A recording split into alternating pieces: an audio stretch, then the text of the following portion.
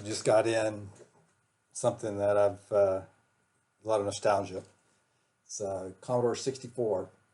Um, First one I bought was 1984, uh, thereabouts, and it really ignited the fire in computer science for me because it was something I could use at home, right? And I used it for college college papers.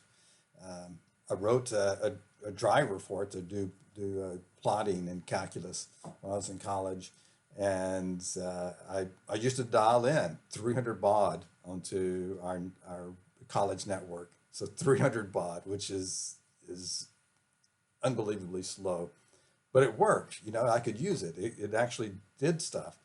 Um, I wrote for the college TV station. We had a annual auction, an online live auction. So I wrote an auction bidding system, tracking system, and I could generate graphics that they could display on the TV channel. I remember being panicked about it because everything was is stored in real time memory. So I had to protect the plug. You know, people walking around, and I was panicked. Don't trip because it kept track of all of the data in real time. Uh, and one of the really fascinating things about it is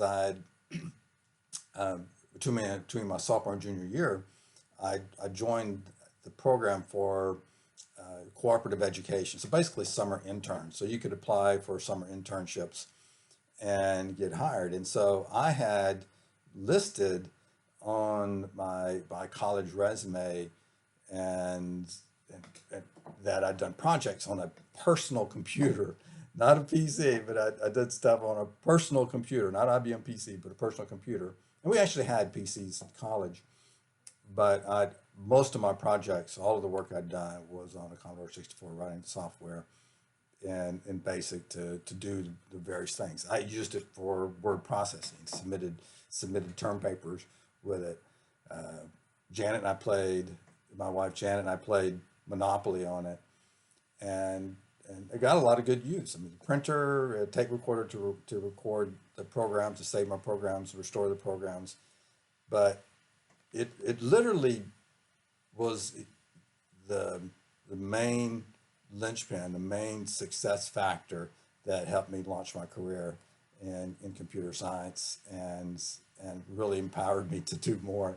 But it was such a simple system, such a uh, in today's terms, but back then it was for me it was a powerful tool that was able to help me have a successful career in computer science. I got my first job at Pennzoil because I put it on my resume. I'd done stuff, as I mentioned, on a personal computer.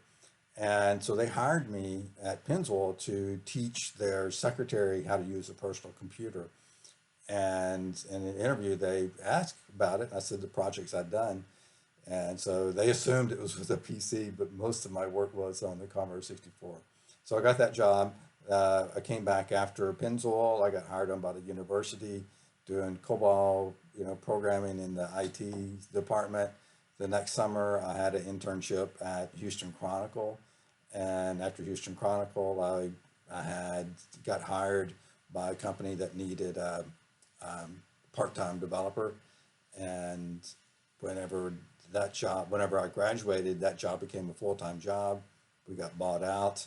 It was a startup company. We got bought out, and I moved to New Jersey and did lots of high-end, high visibility projects, and really just launched my career. So you never know how sometimes the simplest of things that you do will make the difference in your life and your career. And uh, hopefully, the Arduino uh, or the Pi, Raspberry Pi systems now, there's it's so cheap now to get systems. You can do really sophisticated things with them. And I would encourage anybody that if they want to have a successful career, take the initiative. You do simple things, list what you're doing, catalog them, gives you a story to talk to whenever you're there in an interview. And I've hired and probably the hundreds of personnel throughout my career as a manager.